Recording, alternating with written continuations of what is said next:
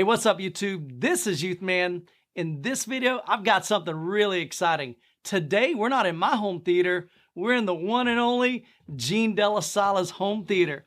Now, before we get too far, we're going to go into all of his specs and different things. I'm going to let him share different places in his home that he's got speakers and setups. He's got more stuff than Best Buy ever had in the history of their existence. But before we jump into the video, if you're into home theater, audio and video, hit that subscribe button. And don't forget to hit that bell notification so that you'll be notified when the next video drops. I wanted to always say, hit that subscribe button. So thanks for letting me have that honor on your channel. Gene, we're so grateful to have you here on the channel, man. You and I have been wanting to connect for a while now, and so we're finally making it happen today for my audience. And so what I want to do in this video is just give you an opportunity. We're going to walk through several places in your home that you've got audio systems. And again, I just want to use this opportunity to bring inspiration to you guys. You may see something in Gene's home that just kind of clicks and you're like, man, I could do something like that in my home and in my space. And so, Gene, I'm going to turn it over to you, man. Show us kind of what you have. Give us a tour. And let's jump into it. Awesome. Well, first of all, thanks for having me. I'm really happy to be on the Youth Man channel. Love your channel. Big fan of your work. And guys, all I could tell you is, yeah, I have a lot of stuff in this house. And I can tell you it's been 15 years since I've put this together, this whole ensemble of stuff. Sure. And I made a lot of mistakes, man. Right. I made a lot of mistakes. Definitely. So I've learned from these mistakes. So hopefully when I give you a tour of all the different things I did and you can understand why some things I didn't do quite the way I wanted to, it's just from experience because I've never done a whole home from start to finish before. This is the first time I've done it. You know, 15 years ago, I was kind of new at the whole install thing. Sure. So why don't we start out outside where you know, you come in the house. So when you're coming up to the front door, you can see we have the Boston Acoustic Rock speakers. Now, they don't even make these speakers anymore. At the time, I would say maybe about 10 years ago, you and I were talking about this, that rock speakers were kind of a fad. Sure. Now they're kind of out. Right. But at the time, man, Boston Acoustics made those, I think they're called the Voyager 62 or 82. I don't even remember the model number. They were the best sounding and best measuring rock speaker that I checked out. And I liked them so much that I left them at the front door duties because they sound great, especially for holiday music. I had you jamming out to some George Benson before. Definitely, man. Very cool. Yeah, and the thing that makes them sound so good too, I want to also mention is the fact that I'm running Control 4 throughout the entire house, and we'll talk about what home automation does for Audioholics. But I have the Triad Class D amplifier, and I've got those speakers bridged for double the power. So there's over 150 watts going to those speakers. Very clean sounding amplifier going to those speakers, and it just sounds great for, you know, coming into the house. And right away when you come up to my house, you know I'm serious about audio. Yeah, definitely. Just by the front yard. So after we get past the front door, we got the dining room area, and that's where we have the keyboard, the piano that we, my wife bought a piano for us. My daughter plays and I play, but we also have some ambient speakers up in the ceiling. RBH Sound has in-ceiling speakers there. That's one of the zones of audio. We've got basically 5 zones of audio in the house in addition to 3 home theaters. Right. So everything is being controlled through home automation through Control 4. So after we get out of the dining room, I want to talk to you about the family room system. Now, I designed this system to keep all the kids away from my theater room upstairs, man. A little selfish motivation there. Yeah, we don't want everybody upstairs because let's face it, when you have kids and they bring their friends, when I first built this house, one of my daughters, I came up and her friends was swinging from my HDMI cable like she was a Tarzan from the Jungle Book or something. So you want to keep the kids away from the serious gear when you can. Yeah. So in our family room, it's a very real world room. In Florida, rooms open to other rooms in the house. It's a non-ideal room. I couldn't put speakers ear level, so I did the best I could. I got my really favorite bookshelf speaker of the time, the RBH Decimos. They don't even make them anymore. They're like 20 years old. So I'm using those, which I had in another room now. I'm using those as the left and rights, and then I have a matching center channel, a 661 center channel, and that's the LCRs up front. And because they're above ear level, I'm using Auralex mopeds to tilt them down to get them better direction towards the listening area and the couches. So that's the front 3 speakers there. I've got 4 RBH in-ceiling MC615s for the Atmos height channels because we've converted 2 out of the 3 theaters now into Atmos. And then I've got side channels. I got a pair of 44 SEs, which are a bipole, so all the drivers are in phase. I don't believe in using dipole speakers anymore, especially with discrete sound and especially with immersive sound. You want to have a better focus to your side and back channels. So it's a 5.2.4 system. I've got two JL Audio E112 subwoofers. Love the JL Audio subs. I think for the price and for the size, JL Audio, the E112s are some of the best subs you can get, especially in that size. They have a 12-inch driver in them, plenty of output. And the reason why we use two subs in every theater is we want better space for every seat, not just the primary money seat. So, you know, we're big on multi-sub. I think you're big on multi-sub as well. So what controls that system? Well, we've got the Marantz SR8012. I know you're familiar with that. Got that as well. Love that receiver. It could cook an egg though. It runs hot. It gets hot. It does run hot, so I recommend running it in Eco Auto mode, not Eco On. Eco Auto is your best setting, so you don't lose any power, but it runs in a low power mode when you're not cranking it up, and it keeps the idle current lower, so the receiver doesn't dissipate as much heat. Gotcha. So we got the SR8012 that runs the 5.2.4 system. Then we've got the Oppo UDP-203. It's the last Blu-ray player that Oppo's made. Rest in peace. Yeah. Really love the Oppo.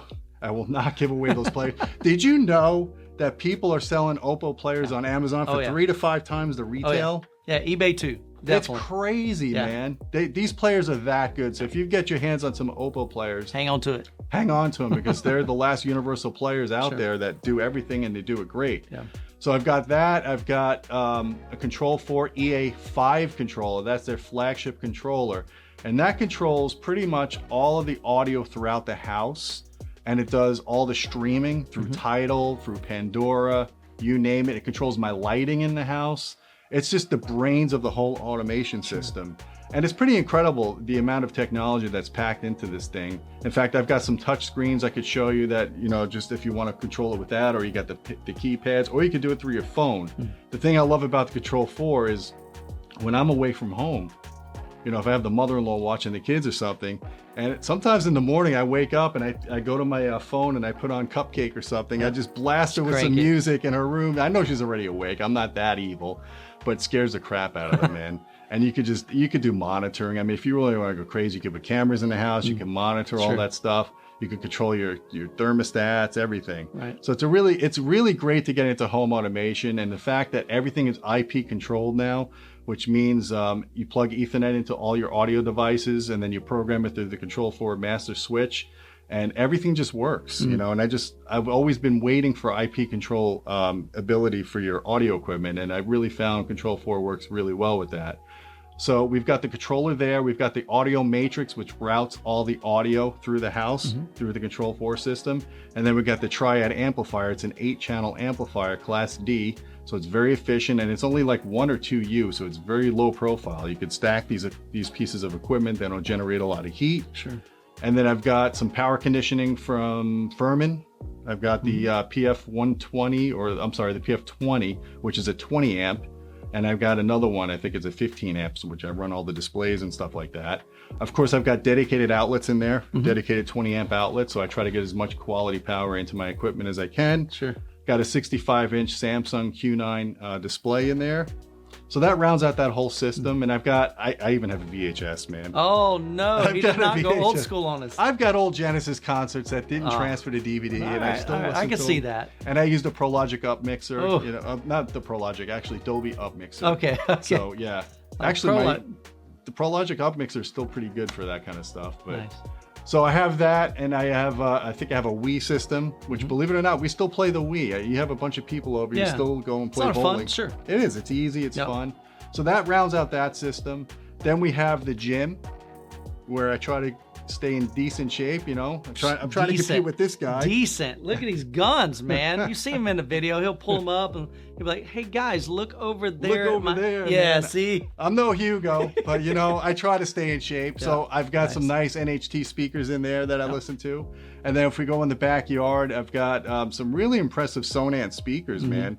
I've always kind of seen Sonance, you know, behind the scenes, but I never really paid attention. Yeah. They revamped their entire outdoor line, and let me tell you, these 8-inch two-way speakers, they sounded really good. They really did. Had a nice solid bottom end. Wasn't like boomy and like major bass, but definitely if you got an outdoor living area or a pool, man, they're perfect for that. They are. They play loud. They're efficient because they have that 8-inch driver. They're sealed, so there's not going to be any critters getting in there. Of course, I use the EQ. There's a parametric EQ built into the Triad Amplifier. So I measured the speakers beforehand, and I looked for all the resonances and stuff like that, and I've EQ'd them out. Right. And I compensated for it being too close to a boundary so it doesn't sound boomy. So it's just great to have these kind of tools, man. It's really, when you have these kind of tools and you have the ability to measure, it just makes a world of difference. Sure. So that rounds out that zone. Let me think what else. Oh, the bedroom system. Of course, the most important, where I spend a lot of my time, or not as much time as I need to sleeping at least. We do watch movies in the room with my wife, and I've got an RBH 5.2 system in there. Everything is in wall. I have two 10-inch subwoofers that are in wall. I laid all that down before drywall. Nice. So in your bedroom. Yeah. In my bedroom, I have two 10s. You gotta have the sounds. That's bad, man. That's so cool, man. Yeah. You got to have the sounds. Yeah. So that system, and again, it's really important to have a good home automation because I had a hard time controlling it because all the equipment is up here, upstairs. Sure, all of it right here, which we'll show you in a little bit. Yeah, it's like 50 feet away, and I had a hard time with RF controllers controlling it, so I'm so glad to have the control force. Yeah, infrared doesn't really work through walls and stuff. No, you know? Infrared definitely doesn't. RF does sometimes, but I mean, IP is the way to go. Sure, and absolutely. Welcome to the 21st century. Yeah, no doubt. Very cool. So I'm really enjoying that. So just to go over some of the stuff in this room, this room is always kind of a work in progress. I'm always changing gear out. In fact, right now, this is not the final gear, of course. Right now, never is the final gear, right? Never is with me, at least. Yeah. I always have to be able to keep up with the Joneses and keep up with the times. So in the first rack is my home theater rack over here, and I've got a Yamaha CXA-5100 11-channel processor.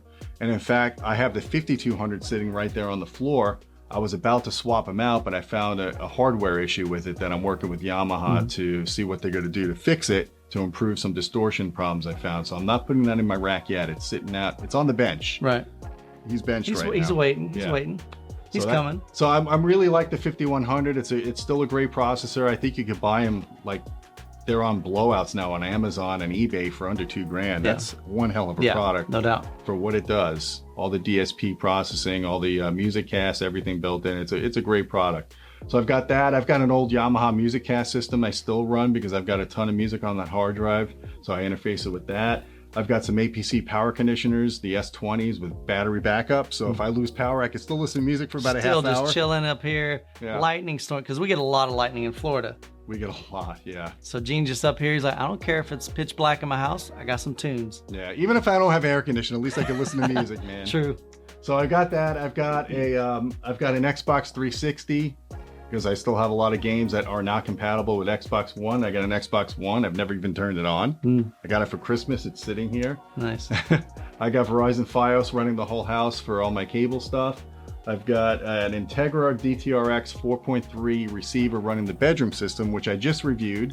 It's actually a pretty nice piece as long as you don't drive it with 4-ohm speakers. Gotcha. Doesn't have the power supply to handle a 4-ohm load.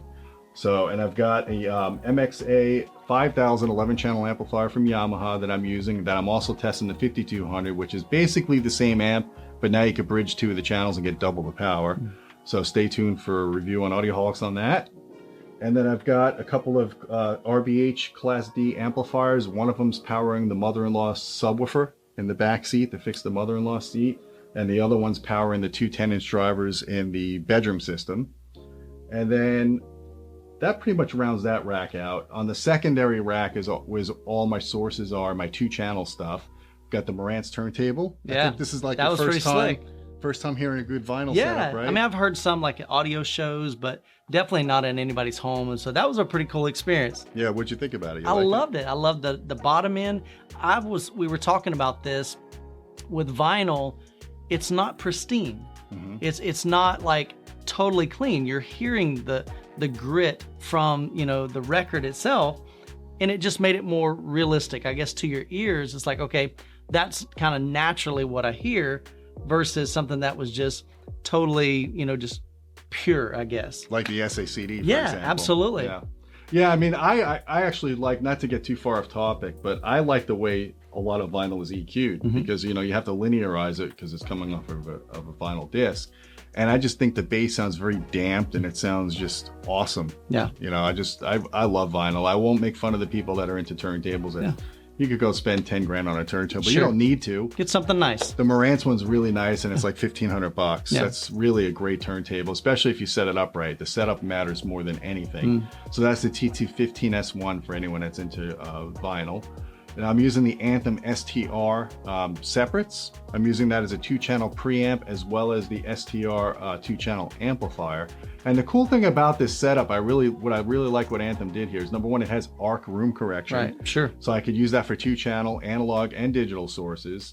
And then it's got a home theater bypass, which is an actual relay switch. So you don't have to have this thing turned on in order for you to use the bypass mode on it, like a lot of these preamps make you do. So it basically switches the relays over to my Yamaha when the Anthem is turned off. And now the Yamaha is the direct path between that and the STR amplifier, which powers my main speakers. All right. So I'm kind of doing a unique configuration here that I don't recommend 95% of people do. Sure. But because I have such massive tower speakers that have real subwoofers built in, I'm running them full range. And that's why I need a big amplifier like this STR, which puts out 800 watts at 2 ohms. I need at least that. I used to have 2 kilowatts going to these speakers. Right. But I mean, they can handle it. You heard it. Yeah. Oh yeah. No crank. So here's what I'm doing with my setup. I'm running my main speakers full range, but I'm also dumping LFE content to the main speakers as well, in addition to having separate subwoofers. Gotcha. So the idea is when you have multi-sub is you want all your bass sources, playing the same signal. And the only way I could do that with most Japanese products that are receivers and processors is you can't use a subwoofer channel to do what I'm doing. I have the subwoofer channel turned off. I have the main speaker set full range, so everything goes to the main speakers. And then I'm using the preamp main outputs into my other subwoofers, and I'm doing local bass management to each sub. Gotcha. So it's a quirky setup, but it works. Right. Right now, I'm not using any external equalization other than the parametric EQ that's built into the Yamaha and a little EQ in each of my Velodyne subs. I have 2 DD15 pluses, plus I have an RBH 1010 for the 5th sub in the back row because I'm in an L-shaped room. I needed to have that extra sub to really round out the bass in every location. So right now, I'll show you the graph if you want. I'm at plus or minus 7 dB from 15 hertz out to 100 hertz across 6 seats, 2 rows. Which is it's a pretty incredible feat to do. But I could get that down to about 4 or 5 dB if I use a mini DSP because I don't have perfect time alignment with all my subs right now. I have to have a device that allows you to have independent delay control, which the mini DSP allows that. So I'm going to go back when I upgrade my processor. I'm going to bring in the mini DSP. I'm going to hook it up, and maybe I'll even come over to your place and show you how to use one of those. Oh, that'd be sweet. Because I've got one that I really need to learn how to time align and everything. They're like $150, 2x4, 2 inputs, 4 independent outputs. Get the balanced version because you got double the voltage on that one. You need to have double the voltage. You don't want a 1 volt clipping preamp. You need at least 2 volts on that. So yeah, get the balanced one. But it's a great device, man. You're going to love when you can tune your subs and you can time align them and just get everything to work really well. Sure. So that's what rounds out the bass in here. I've got 2 rows of seating, Continental seating. They're kind of old. I need to replace them soon. I've got a riser platform that I built that raises the 2nd row. It also acts as a Helmholtz resonator. I put some Auralex treatments in there, and I left it about 75% full of mineral fiber. And then I ported it, so when the bass hits, it kind of resonates. Did you feel that when you heard the bass? Oh yeah, definitely my legs. Yeah. Yep. So it's like a tactile transducer, but it's a passive one. That's pretty cool. Yeah. So then I've got 11 speakers in here. So I've got the RBH Status ATs, which you listening to in 2-channel. Sweet. I have the world's, thank you. I have the world's only 8C center channel that RBH designed specifically for me to match these speakers because they sell these as a 2-channel system. Nice. So I'm the only one. So they built it custom just for you and Audioholics. Yes. That's awesome. So that's the front 3. Then I've got their new, I don't remember the model numbers to be honest with you. It's the new 616 or something with an AMT tweeter on the side channels. And I've got some SI 740s in wall with back boxes for the back channels. And I've got the SI 615s, which are a new model with back boxes, 4 of them for the Atmos height channels. Gotcha. So I'm running 7.1.4 or 7.5.4 if you count 5 subwoofers. Sure. And I got, DTSX, and I have Dolby Atmos. Don't have Aural 3D up here yet. That might come in the future. Sure. But it works great. Again, the home automation thing is a big part of making this whole system work. I have the touch panel here. You can probably see here. So I could control the lighting, I could do all my music streaming. Now, the other thing that's important when you do home automation is you have to have a stable network. And I didn't even realize I didn't have the greatest network. I just used this simple Verizon Fios, router, modem, all that stuff's built into one box. It's not ideal. Sure. So we pretty much dummied that box. Now we have a pack-edge router and a modem and a 24-port 1 gigabit switch. And then we have wireless access points throughout the house from Control 4 again. So we've got some fast, we could run a third world country up here, man. I mean, my wireless, just for the laptops, I'm streaming up and down like 150 meg. Sure. That's to me, that's state of the art, because back in the day when I worked telecom, 7 meg down, 1 meg up was state of the art back in the 90s. So just to get this kind of data rates. Sure. And it's important, especially if you're streaming, you know, high-res audio. I love streaming Tidal. I don't know if you've ever played with Tidal too much. I haven't. I have Spotify Premium. Yeah, so, I heard that's good. Yeah.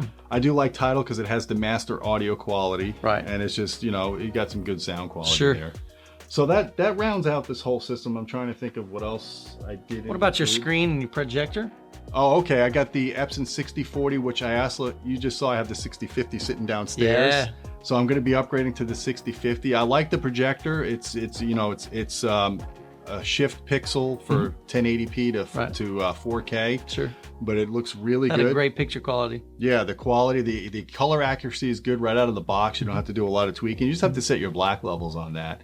And I think I have a Corada screen. I don't even remember, to be honest with you. Yeah. I think it's a 120-inch Corada screen. Yeah, it's Corada. Yeah. I've changed that a couple of times too. Gotcha. So yeah, that, you know, that rounds that out. And I've got, you know, acoustic treating in the room. I had Audioholics come here years ago, and they were just going to put some panels on the walls. I'm like, no, I want it to look like a theater room. Yeah.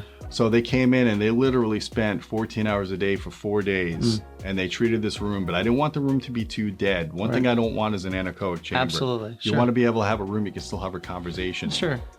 So yeah, and I think you know, it's a pretty good balance. Yeah. I think my room sounds, you said, similar to how your room is. Yeah, definitely. You know, the biggest thing is if you can clap one time and you hear this boing, boing, boing, your room has got some serious acoustic issues. I know in my living room it's like that, but that's just the way it is. It's hard to put acoustic panels in like my living room. So you have to do things like put a rug down or put some thick curtains, a bookshelf, anything to kind of diffuse that. But I also noticed you've got some interesting things on the top that I don't have. Tell us about those. Yeah, those are Audioholics diffusers, basically. So what that does is it scatters the sound, and it kind of gives you the illusion that your ceilings are higher than they are. Yeah. So, because my ceilings are only 8 feet. I wish I had 10 feet ceilings on the second story. 10 feet would be better for Atmos because you get better separation. Sure. So the way I combated that was I kind of offset my Atmos speakers, made them a little bit wider than the rest of the channels. And then I used monopoles for the side channels. I had bipoles there before, and it just scattered the sound too much. Sure. So yeah, you do want to have good separation between your speakers. And I just want to say one other thing too, is some people go nuts with over-treating a room. Your brain is really good at adapting to room acoustics. You don't need to do that. You hear much better than a microphone does. Yeah. So as long as you take care of, you know, the major slap echo, and if you use multiple subs, you don't have to do any really bass treatments. And then using natural things like couches, furniture, throw rugs, heavy draped curtains, that kind of stuff. So I would, you know, get all the stuff in your room first before you start over-treating it. Yeah, definitely. Let's think, what else do you got? I'm trying to think. Not much. All I could say is I do more music listening than I do movie watching. Sure. So most of the movie watching I do in the family room system because it's just more comfortable to kind of veg out on the couch. Right. And I'm of the philosophy where 2-channel is more important than anything else. If you don't get the 2-channel right, everything else fails. That's why I have so much invested into the front channels with big amplification. That's just me. Yeah. Everybody has different goals with their home theaters. So Gene, I know we talked a lot about the audio side of it. What sources are you using to bring media into your home theater? Yeah, I almost forgot to mention that stuff. So I've got, again, rest in peace, I have an Oppo UDP 205 up here. Love that player. It's the solid unit. Oh my God, it's a beautiful player. I use it actually for dual functions. I use it for SACD, for 2-channel with the analog outputs into the Anthem STR Preamp processor. So I use it for the 2-channel rack, and then I use the HDMI from that to the home theater rack, and I do all my ultra high def video through there. I also, I'm really invested into Amazon Fire. years ago I wanted an Apple TV and my wife misunderstood and she got me an Amazon Fire Stick. Yeah. And then I started adding them all up. So I've got like 3 or 4 of them. I kind of actually like it. I like Amazon Prime, so I stream through that. I also stream from my hard drive on my computer. I've got some, some of the shows and stuff I rip onto there and I watch it directly through my system through Ethernet. Right.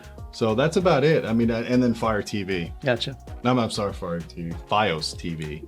So I still am traditionalist. I still have cable. You haven't cut the cord? I haven't fully cut it because there's programs on there that I can't get a la carte, you know? So that rounds that all out. And I do have a Marantz universal player that I use for the bedroom system every now and then. If I want to watch some of my old Star Trek stuff, I can put it on there. Now, Gene, up here in your home theater, there's like this little room. Tell me about that thing. Oh, that's the Batcave. Yeah. So tell us a little bit about that. That's where I do all the magic. That's where I do most of my YouTube videos, but I do all my measurement stuff. And I'm very fortunate that I've gotten companies that appreciate what we do. And I've got about $100,000 worth of test gear. I've got an Audio Precision APX 585 8-channel HDMI analyzer. Sounds like a big word. I know. It is. I have no idea what it does, but it sounds cool, man. It does all your distortion measurements, all your power measurements. It's how I find problems with products, and that's how now I'm troubleshooting stuff with Yamaha. I've troubleshooted stuff with many companies over the years.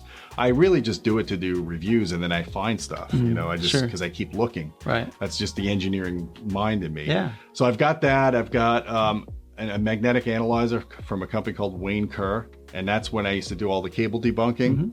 So the funny thing about that is all these exotic cable companies that come up with these fancy cables, they don't have access to this equipment. Most of them are just marketing guys. They call up Belden and say, hey, wrap a fancy jacket around the cable and let's call it the Diamondback 3 or something.